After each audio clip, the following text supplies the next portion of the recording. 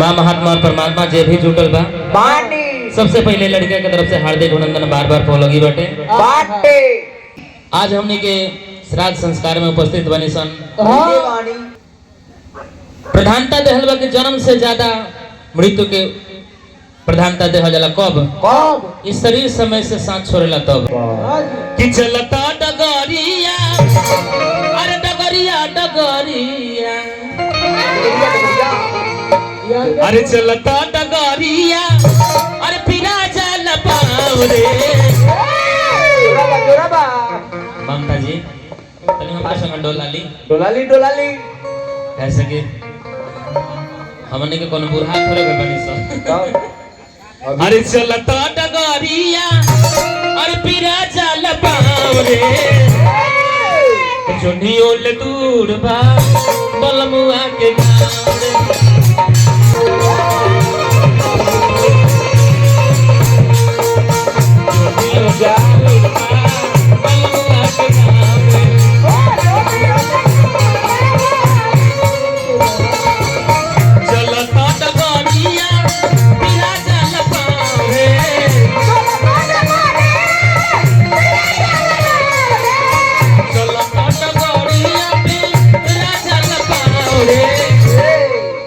चुनियोल दूर बा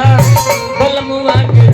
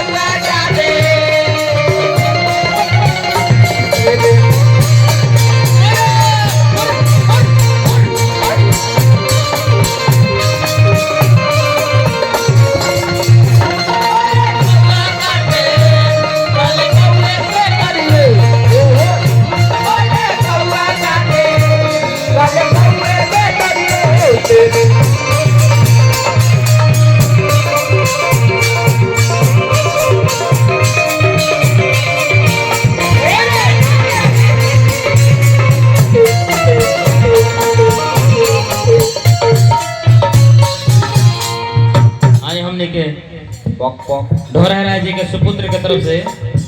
ढेरों सारा पुरस्कार है हमने के दोनों कलाकार के। भगवान से प्रार्थना है कि पद प्रतिष्ठा बरकरार हो, जहाँ रही हमेशा सुखमय जिंदगी बीतो। और क्या कहे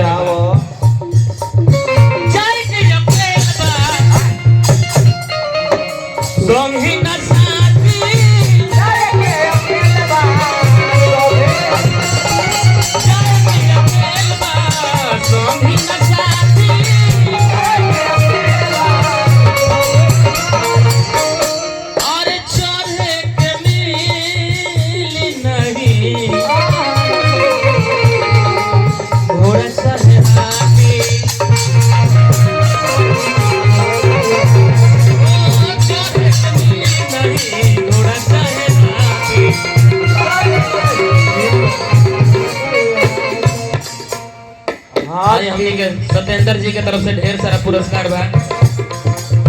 गीत संगीत के मतलब 200 रुपए मिले के जैसे कलाकार के खुश रहेला तनियारी कम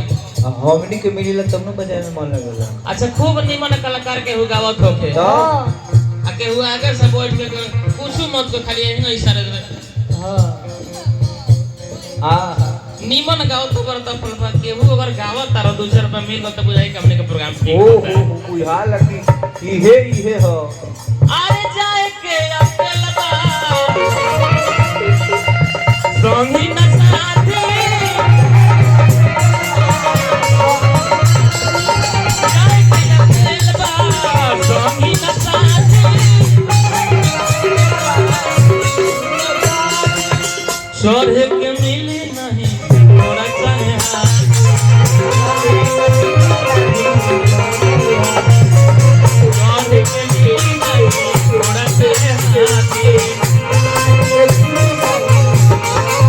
अरे को हरी बदरिया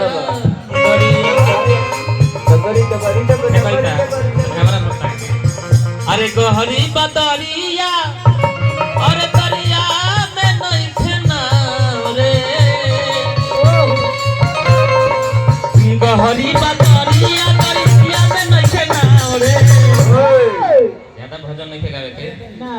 फरमाइश बैठो मास्टर साहब के कि लड़ाइयो गावे के बाद हाँ कह सके ओकरा बाद लास्ट में को हम अपन नीमन चाहे बजाएम गाएम हाँ तो जोनी ओले दूर बा बजाना ताक पड़िया को दे अरे जोनी ओले दूर बा अरे बलमुआ के गाँव में चलता टकानिया पीला चल पावले चलता टकानिया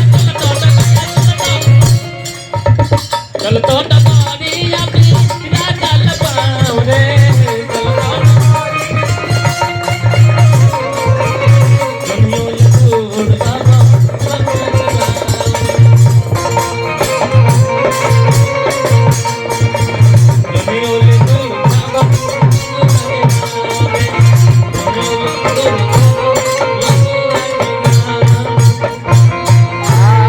सत्येंद्र जी के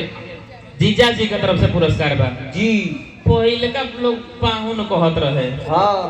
ओकर बाद मठी फाइट जो भल त जीजा जी आ गइले हाँ जीजा जी के बाद जीजू आ गइल लोग और पता ना जीजू के बाद कहीं चूची निकल ना जी हाँ जी दिन पर दिन मठी फाइट जो भल जाता है हाँ जी मर सब एगो लड़ाई हो जाना